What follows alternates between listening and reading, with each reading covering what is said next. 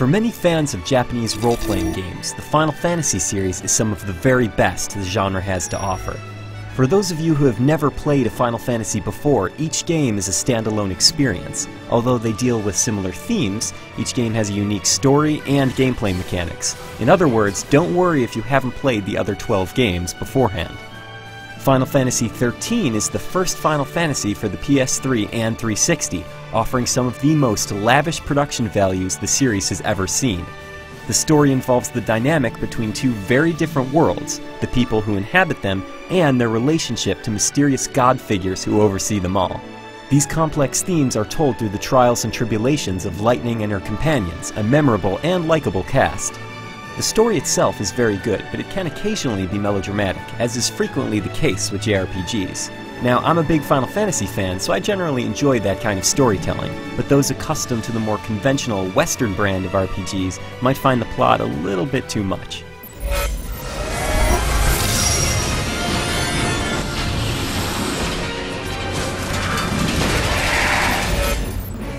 The presentation in this game is phenomenal. From the gorgeous cutscenes to the slick menus, even the vast amounts of background info contained in data logs. Square Enix put an incredible amount of energy into this game and its underlying mythology.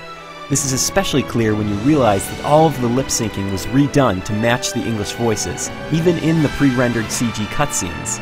This is a level of detail that is rarely seen in any video game, and Square Enix should be commended for it. The graphics are equally excellent, character models are really detailed, and some of the environments are breathtaking. Some textures aren't quite as good as they could have been, but that's understandable given the scope of the game.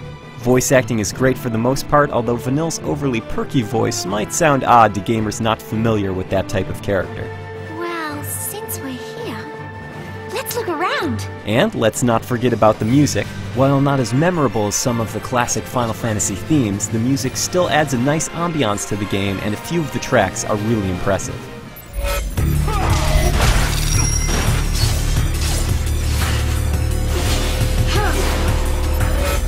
Final Fantasy XIII's gameplay starts out deceptively simple, but later becomes one of the most complex and challenging systems I've ever experienced in the series. There are a number of gameplay elements involved here. Thankfully, they're introduced gradually so you won't be overwhelmed. You only control one character during battle, but you can switch up roles anytime you want. All of your abilities and the behavior of your companions are determined by these roles. Initially, it may seem a little limiting compared to past battle systems, but eventually you start to experiment with different combinations of roles, staggering enemies, summoning old friends, and, in a very cool addition, earn ratings for each battle. As complicated as it is, I like the battle system quite a bit. All of the different elements gel together nicely, and striving to earn a high rank for every fight is fantastic motivation. With that said, I found myself going through the same motions over and over again as the hours wore on, but the difficulty spike at the game's conclusion works well to shake things up. The extreme linearity of Final Fantasy XIII has been a serious point of contention for longtime followers of the series. Prospective buyers should know that the game does open up towards the finale, but only to a limited degree.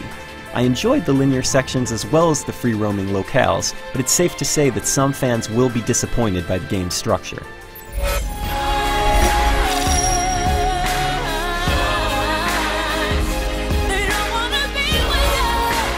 Final Fantasy XIII does away with several of the franchise's traditions, and this will displease some of the hardcore fans. A huge chunk of the game is linear. You only control one character at a time, and each character's role has a limited number of moves. However, if you're willing to accept these changes, you'll have a lot of fun with this game. The characters are cool, the production value is off the charts, and the mythology that Square Enix created is fascinating. If you're looking for a great JRPG, look no further. Just don't expect it to be the best of the Final Fantasy name. For the more detailed written review, head over to IGN.com.